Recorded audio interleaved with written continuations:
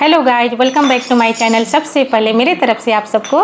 जय माता दी। आज मैं अपने चैनल पर जो भजन लेकर आई हूँ भोजपुरी में माता रानी का भजन है। बहुत ही अच्छा, बहुत ही प्यारा। आप लोग लास्ट तक देखिएगा। अच्छा लगेगा तो कमेंट में जय माता दी ज़रूर लिखिएगा और लाइक शेयर सब्सक्राइब भी कर दीजिएगा। धीरे धीरे हो मैया, धीरे धीरे, धीरे धीरे हो मैया, धीरे धीरे हमरा अंगना में अइहा मैया, धीरे धीरे हमरा अंगना में अइहा मैया, धीरे धीरे अंगना में मैया हमरा निमिया के घटिया हो, हमरा अंगनवा मैया निमिया के घटिया हो, निमिया के घटिया मैया निमिया के घटिया झूलनवा झूला मैया धीरे धीरे हो, झूलनवा झूलिया मैया धीरे धीरे, धीरे धीरे हो मैया, धीरे धीरे हमरा अंगना में अइहा मैया, धीरे धीरे हमरा अंगना में अइहा मैया, धीरे धीरे हमरो अंगनवा मैया ओढ़ाउल के फूलवा हो, हमरो अंगनवा मैया ओढ़ाउल के फूलवा, ओढ़ाउल के फूलवा मैया ओढ़ाउल के फूलवा, ओ हारवा अरे हारवा पहिनै हो मैया, धीरे धीरे हमरा अंगना में अइहा मैया, धीरे धीरे हमरा अंगनवा मैया मेहंदी के घटिया हो, हमरा अंगनवा मैया मेहंदी के घटिया, मेहंदी के घटिया मैया मेहंदी के घटिया, मेहंदिया मेहंदिया लगई हो मैया, धीरे धीरे ओ मेहंदिया लगई हो मैया,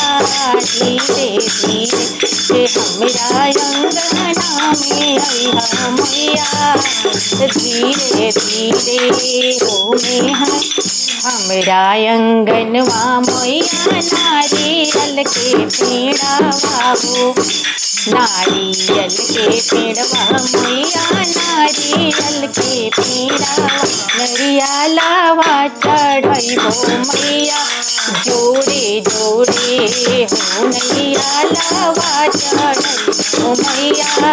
जोड़े जोड़े,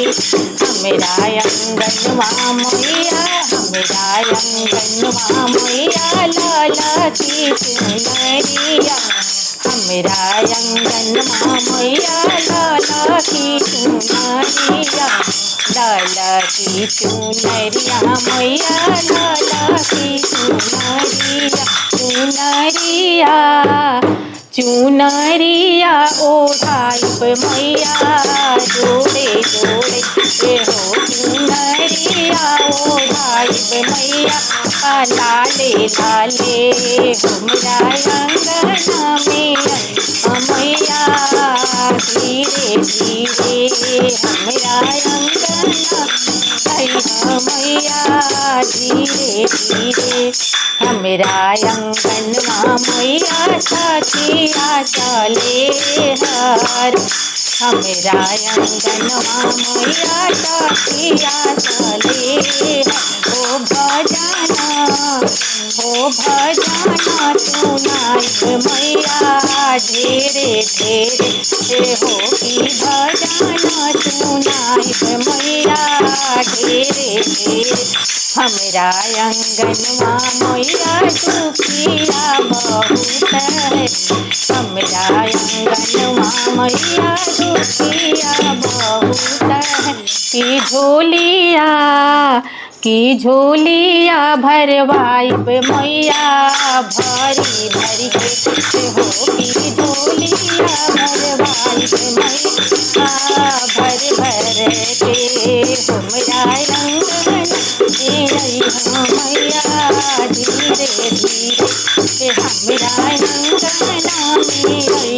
मैया धीरे